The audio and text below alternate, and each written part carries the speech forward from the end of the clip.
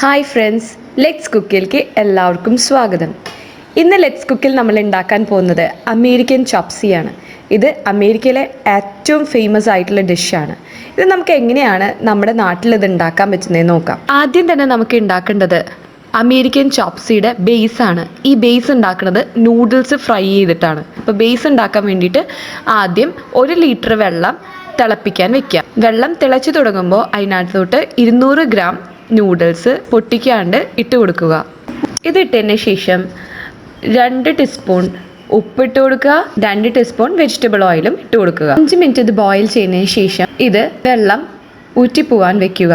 നമ്മൾ നൂഡിൽസ് എടുക്കുമ്പോൾ അതിൽ കുറച്ച് നൂഡിൽസ് നമ്മൾ മാറ്റി വെക്കണം. അതിനുശേഷം 3 ടീസ്പൂൺ കോൺഫ്ലവർ മിക്സ് ചെയ്യുക. മിക്സ് ചെയ്തതിന് ശേഷം നമ്മൾ ഈ നൂഡിൽസ് മുങ്ങാൻ പാകത്തിനുള്ള വെജിറ്റബിൾ ഓയിൽ ഒഴിച്ചു കൊടുക്കുക.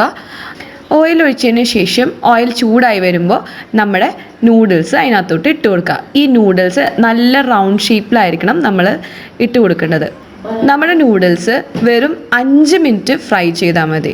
2.5 മിനിറ്റ് ഒരു പുറം, അടുത്ത 2.5 മിനിറ്റ് മറ്റു പുറം വെച്ചിട്ടായിരിക്കണം നമ്മളിത് ഫ്രൈ ചെയ്യേണ്ടത്. ഓവർ ക്രിസ്പി ആവാണ്ടിരിക്കാൻ നോക്കുക.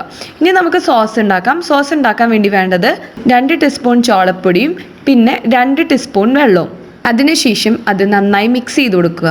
ഇനി നമ്മൾ ഒരു ഫ്രൈയിങ് പാൻ എടുത്തിട്ട് അതിനകത്തോട്ട് 4 ടീസ്പൂൺ വെള്ളം ഒഴിച്ചു കൊടുക്കുക. ഈ വെള്ളം തിളച്ച് വരുമ്പോൾ അതിനകത്തോട്ട് 4 ടീസ്പൂൺ സോയാ സോസും 2 ടീസ്പൂൺ റെഡ് ചില്ലി സോസും 4 ടീസ്പൂൺ ടൊമാറ്റോ സോസും ഒഴിക്കുക.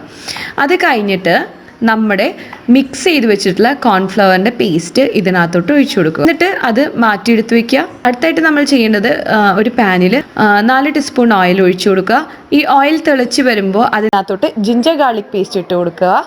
അതിനുശേഷം 4 സവാള അരിഞ്ഞത് ഇട്ട് കൊടുക്കുക. 1 കപ്പ് ക്യാബേജും നീളത്തിൽ അരിഞ്ഞതും അതേപോലെ തന്നെ ക്യാരറ്റും നീളത്തിൽ അരിഞ്ഞത് തന്നെ നമ്മൾ ഇട്ട് കൊടുക്കുക. അതിനുശേഷം നമ്മൾ ക്യാപ്സിക്കം ഇട്ട് കൊടുക്കുക. ഇനി ഇത് 1 മിനിറ്റത്തോളം നമുക്ക് ഫ്രൈ ചെയ്താൽ മതി. ഫ്രൈ ചെയ്ത് കഴിയുമ്പോൾ അതിനകത്തോട്ട് 2 ടീസ്പൂൺ കുരുമുളക് പൊടിയും 1 ടീസ്പൂൺ വിനീഗറും പിന്നെ നമ്മൾ മാറ്റി വെച്ചിട്ടുള്ള ആ നൂഡിൽസ് ഇതിനകത്തോട്ട് ഇട്ട് കൊടുക്കുക.